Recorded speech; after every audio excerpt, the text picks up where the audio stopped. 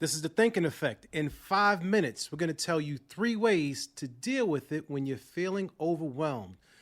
The first thing is you got to check your feelings. I know you be all into your feelings, and I get it. Something has happened to you and it's on your mind, and you're trying to figure out how to deal with it, and you feel like no one understands you, nobody wants to support you. But really take a moment and ask yourself why. Or even better, right? When we talk about the emotional timeout, is it necessary for you to keep thinking about that particular thing at that moment? And this comes with you knowing and understand you. So if you know that you are an emotional person, give yourself the space to be in your feelings, but then you also have to give yourself the space to get out of your feelings. And then getting out of your feelings may mean you stepping away from whatever situation that has you feeling emotional, because it's like going down a rabbit hole. You start feeling one way, and then the mind is looking for a problem to solve, because the mind loves to solve problems. So now it's thinking about not only that thing, it's going to compound it. It's going to start thinking about why the dishes ain't done. It's going to start thinking about what's going on at work, why your relationship ain't right. And all these things just start to compound and build up on you.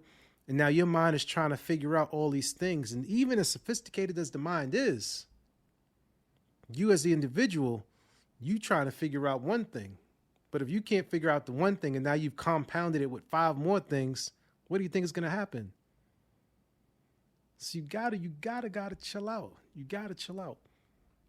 Number 2, you gotta delegate. You're feeling overwhelmed. And again, this goes back to your feelings, because here's what happens most of the time. The first thing is your pride does not allow you to ask for help. You know what you always say? You got it. You know what you always say? You'll figure it out. You know what you always say? Never mind. I'll do it. And every time you do that, you are removing the help that you could be getting. You could be taking something off your plate, but for whatever reason, you don't want somebody to be like, you need me. So instead, you'll do it yourself. Or you want to do it yourself just so that you can tell somebody else, I did it. You ain't got to tell nobody anything. If you need help, just say you need help. All of us need help. This is the reason for this podcast. Tommy needed help. Tommy needed to figure out how I could help myself from being depressed and all this other stuff. What could I do?